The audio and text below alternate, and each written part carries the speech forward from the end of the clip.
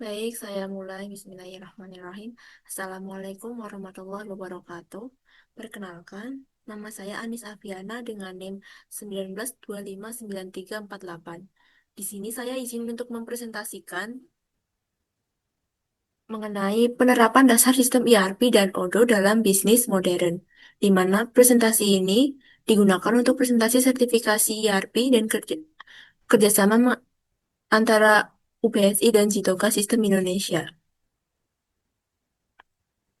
Yang pertama, definisi mengenai ERP. ERP atau Enterprise Resource Planning didefinisikan sebagai sistem manajemen bisnis yang mengintegrasikan berbagai proses dalam satu sistem terpusat. Sistem ini memungkinkan pengelolaan bisnis yang lebih efisien karena menggabungkan modul-modul umum seperti modul keuangan, modul HR atau SDM, modul inventory, modul manufaktur atau produksi, hingga modul CRM menjadi satu kesatuan data yang saling terhubung. Kemudian ada tujuan penerapan ERP. Yang pertama, sistem ini bertujuan untuk mengintegrasikan data antar divisi sehingga informasi di seluruh perusahaan selalu terhubung dan sinkron. Yang kedua, penerapan ERP mampu meningkatkan efisiensi dengan cara mempercepat proses kerja operasional dan mengurangi beban pekerjaan manual. Tujuan yang ketiga, penggunaan sistem ERP membantu perusahaan dalam menciptakan standarisasi alur kerja yang baku untuk setiap proses bisnis. Dan tujuan yang keempat, ketersediaan data yang akurat serta real-time disediakan untuk mendukung proses pengambilan keputusan manajemen yang lebih cepat. Selanjutnya ada komponen arsitektur atau modul, serta pilihan software untuk ERP. Yang pertama ada komponen utama atau modul utama dalam sistem ERP itu biasanya yang pertama ada modul Financial Accounting yang berfokus pada manajemen keuangan perusahaan secara menyeluruh. Yang kedua ada komponen Sales and Distribution yang menangani seluruh proses pengelolaan penjualan dan distribusi barang. Komponen yang ketiga ada bagian material manajemen yang bertanggung jawab penuh atas pengelolaan stok barang dan logistik. Kemudian ada komponen modul Human Research yang digunakan untuk keperluan manajemen sumber daya manusia.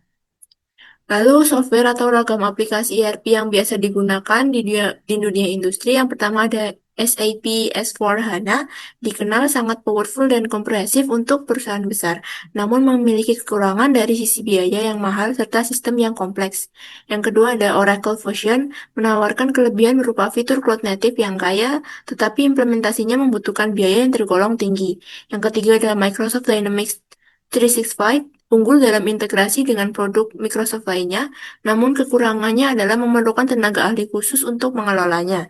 Dan ada Odoo, memiliki kelebihan sifat modular, biaya terjangkau. Meskipun dalam penerapannya tetap membutuhkan peran implementator untuk penyesuaian sistem, di mana yang akan digunakan pada sistem penerapan ERP kali ini adalah Odoo. Seperti yang saya singgung sebelumnya, Odoo yaitu software yang akan digunakan untuk implementasi sistem ERP kali ini. Mengenal Odoo pada ERP. Odoo adalah rangkaian aplikasi bisnis all-in-one berbasis open source yang sangat komprehensif, mencakup integrasi penuh antara sistem ERP, CRM, e-commerce, dan berbagai alat operasional atau modul lainnya dalam satu platform terpusat. Karakteristik utama dari Odoo yang pertama, sistem ini dirancang untuk terintegrasi tanpa batas atau seamlessly integrated antar aplikasi sehingga arus data dapat mengalir lancar antar divisi. Karakteristik yang kedua, Odoo bersifat modular dengan menyediakan lebih dari 30 modul utama yang dapat dipasang dan dipilih secara fleksibel sesuai dengan kebutuhan spesifikasi bisnis. Dan karakteristik yang ketiga, platform ini sangat fleksibel dengan biaya yang terjangkau sehingga cocok diterapkan untuk berbagai skala bisnis mulai dari UMKM hingga perusahaan besar atau enterprise. Beberapa fitur unggulan dari Odoo, yang pertama ada fitur CRM atau Customer Relationship Management yang hadir untuk membantu pengelolaan hubungan pelanggan dan pelacakan peluang penjualan secara efektif. Yang kedua ada modul point of sales, menyediakan sistem kasir yang ramah pengguna untuk mendukung transaksi harian di toko atau retail. Yang ketiga ada sistem warehouse dan and inventory, memungkinkan pengelolaan gudang dan pemantauan pergerakan stok persediaan secara akurat. Yang keempat ada modul accounting, memfasilitasi pencatatan laporan keuangan dan proses akuntansi perusahaan yang terintegrasi otomatis. Yang kelima, fitur project management berguna untuk mengatur tugas, jadwal, dan kolaborasi tim dalam menyelesaikan sebuah proyek.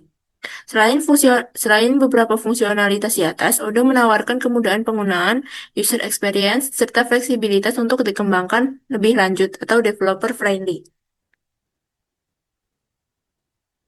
Untuk contoh siklus atau alur bisnis ERP pada Odoo, yaitu misalnya ya ada alur kerja dimulai ketika bagian sales atau penjualan menerima pesanan dan membuat dokumen penjualan. Sistem ini kemudian secara otomatis terhubung ke bagian inventory untuk mengecek stok. Jika hasil pengecekan menunjukkan barang tersedia, sistem akan langsung memproses ke tahap delivery agar barang segera dikirim ke pelanggan. Sebaliknya, jika stok barang kosong atau tidak tersedia, sistem akan mengarahkan ke alur kerja bagian manufaktur untuk diproduksi atau ke bagian purchase untuk dibeli dari vendor agar stok kembali tersedia. Yang terakhir ada Yang terakhir ada kesimpulan, implementasi ERP sejatinya bukan hanya sekedar penggunaan software, melainkan sebuah langkah transformasi bisnis agar operasional menjadi lebih modern dan terintegrasi secara menyeluruh. Sistem ini mampu meningkatkan produktivitas dan transparansi operasional secara signifikan karena proses-proses rutin dapat berjalan otomatis tanpa perlu input manual yang berulang. Secara spesifik, Odoo menawarkan keunggulan modularitas yang tinggi, memungkinkan perusahaan untuk memilih dan memasang aplikasi secara fleksibel sesuai kebutuhan spesifik bisnis. Solusi Odoo memberikan efisiensi biaya yang lebih terjangkau dibandingkan sistem lain, namun tetap memiliki skalabilitas yang mumpuni untuk mendukung pertumbuhan bisnis jangka panjang, yang dimana di dalam Odoo memiliki banyak modul, yang artinya modular. Sekian presentasi mengenai sistem ERP dan Odoo yang dapat saya sampaikan. Terima kasih telah menyimaknya sampai selesai. Bila ada kesalahan tutur kata, saya mohon maaf. Untuk selanjutnya ada simulasi implementasi Odoo yang akan dipraktikkan langsung menggunakan Odoo website. Yang selanjutnya adalah implementasi Odoo untuk sistem ERP. Di sini saya akan menggunakan modul stok persediaan, penjualan, serta pembelian. Di sini saya tokonya mengenai bakery atau toko roti, memproduksi roti dan menjualnya, menjual produk jadi roti ke toko-toko roti yang lain. Di sini kita mulai dari stok persediaan atau inventory yang digunakan untuk melacak stok persediaan gudang barang. Di sini sudah ada beberapa produk atau barang yang tersedia, ada bahan baku seperti gula pasir, mentega, telur, dan juga ada produk jadi seperti roti isi coklat, terus ada roti tawar. Di sini kita coba membuat barang baru, contohnya yang bolu lapis yaitu produk jadi. Ini kita pilih gambarnya, karena ini untuk dijual, jadi yang dicentang hanya penjualan, kemudian tipe produknya barang, pajak inventory, terus kebijakan penagihan berdasarkan jumlah dipesan, harga jualnya 40.000 per unit. Kategorinya kita jadikan produk jual, referensinya,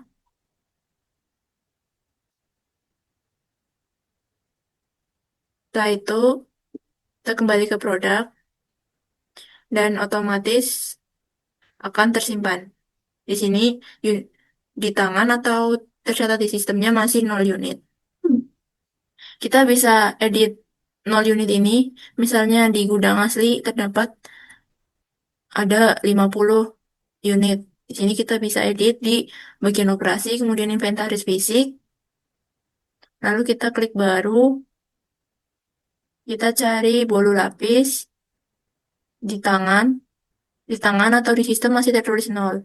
Sedangkan misalnya stok aslinya itu 50, setelah itu Di sini akan pada bagian selisih akan terdapat warna hijau 50 yang artinya akan ditambahkan ke sistem sebanyak 50 unit. Kita terapkan, lalu kita kembali ke produk, maka di tangan di sini tulisannya akan berubah 50 unit.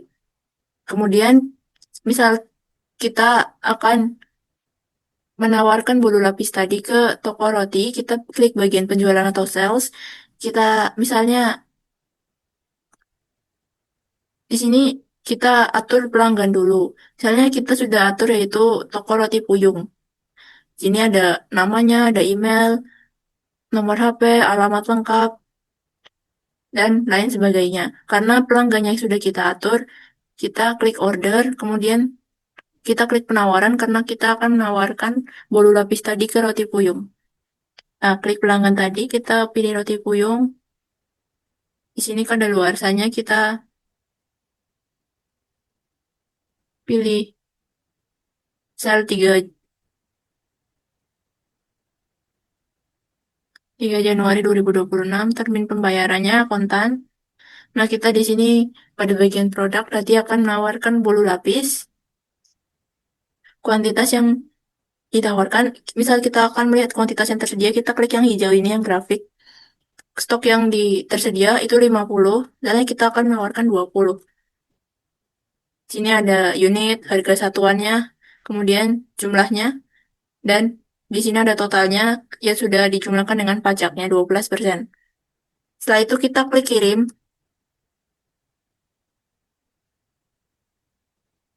Nah, di sini kita akan mengirim ke emailnya Roti Puyung. Untuk menawarkan bolu lapis, kita klik kirim. Nanti di sana akan mendapatkan email mengenai penawaran dari kita. Ini berarti jauh email dari Roti Puyung. Misalnya dari Roti Puyung itu menyetujui, jadi kita klik setujui dan tandai. Nanti persetujuan ini akan terkirim ke email toko roti kita. Kita kembali ke mode edit. Persetujuan tadi nanti akan muncul di email toko roti kita. Nah, ini tadi email persetujuan atau penolakan mengenai penawaran bolu lapis. Nah, pesanan dengan nomor S004 telah dikonfirmasi, berarti telah disetujui. Karena sudah disetujui, kita klik yang pengiriman ini yang pada bagian atas. Yang gambarnya kita klik, berarti kita kirim, dan di sini tulisannya tersedia. Karena tersedia, kita klik validasi. Nah, di sana jika sudah terkirim, kita cetak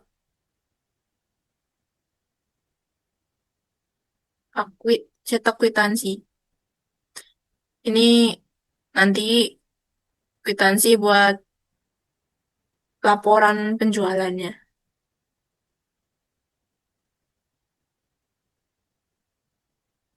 Di penjualan,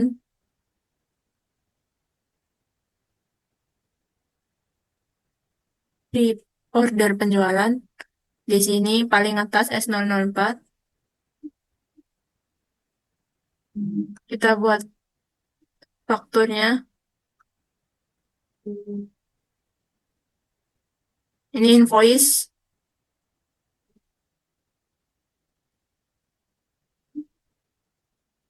kita bisa kirim invoice ke toko roti Puyung. Invoice atau faktur, invoice penjualan. Invoice-nya kita bisa kirim lewat email. Jadi nanti invoice-nya terkirim ke emailnya Roti Puyung. Setelah itu Roti Puyung akan membayar. Dan setelah itu kita klik bayar dan klik payment. Dan di sini telah lunas. Di sini statusnya nanti selesai. Begitu untuk alur penjualan dan produknya Sini pun nanti bulu lapisnya akan berkurang, tadinya 50 menjadi 30 karena sudah terkirim. Dan untuk pembelian, misalnya kita akan membeli stok karena stok bahan baku menipis, kita klik yang pembelian atau purchase. Belum itu kita tambahkan dulu nama vendor atau pemasoknya. Di sini karena sudah ada, misalnya kita pilih yang Naya Jua, sama seperti pelanggan tadi, di sini ada email, nomor HP, alamat lengkap. Karena sudah ada akun pemasoknya, kita membuat order pembelian ke Naya Jua. Deadline ordernya kedatangan diharapkan, minta konfirmasi.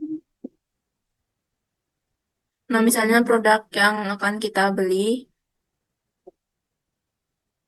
gula pasir sebanyak 20 kilo. Misalnya produk lain juga, mentega sama 20 kilo. Di sini ada harga satuannya atau per kilo, kemudian jumlahnya, dan total setelah dijumlahkan dengan pajak. Setelah itu kita kirim RFQ ke PT Naya Jua untuk permintaan pembelian. Nah, gini, berarti kita meminta permintaan pembelian gula pasir dan mentega ke Naya Jua.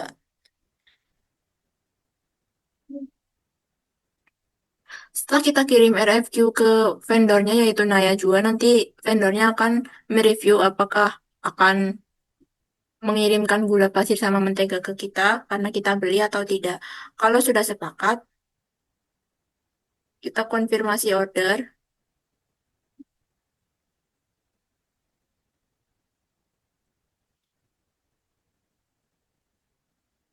Di sini kita klik yang bagi gambar truk penerimaan.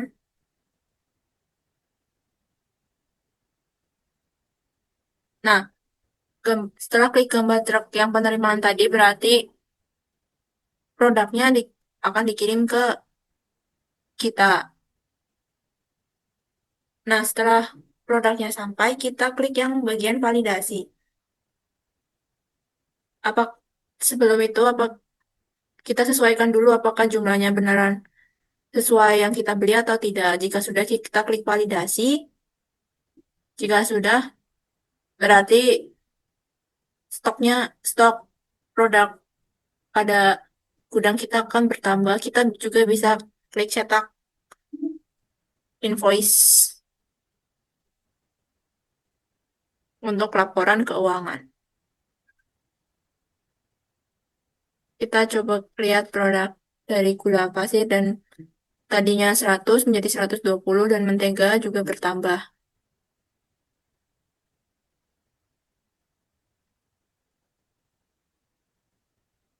Jadi karena kita membeli, kita nggak tagihan pembayaran ya.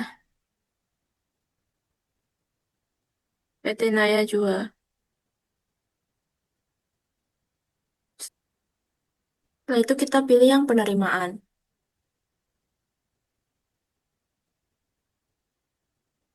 Nah, di sini seperti invoice ya. Di sini juga ada referensi pembayaran dan bank penerima atau bank dari vendor yang kita beli. Di sini sudah ada nomor rekeningnya, tanggal,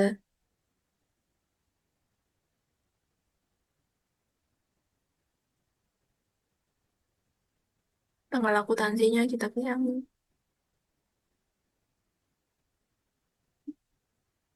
Setelah itu kita klik konfirmasi. Kita bisa cetak dulu.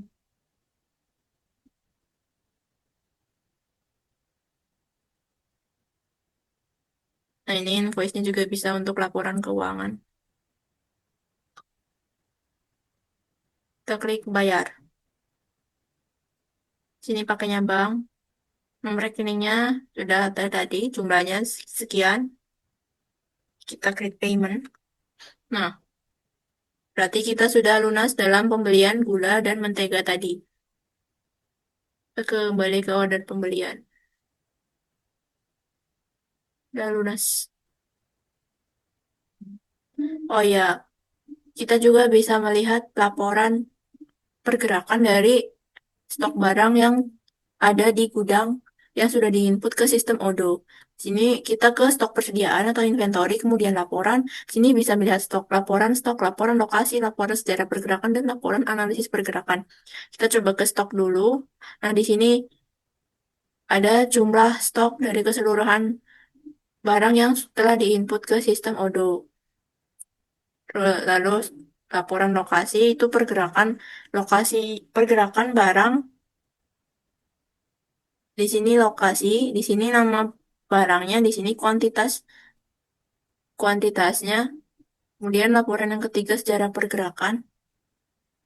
Di sini bisa lengkap melihat sejarah pergerakan dari produk atau barang yang tercatat di sistem. Misalnya tadi kita membeli mentega, kita menjual bolu lapis, dan lain sebagainya. Untuk laporan analisis pergerakan itu untuk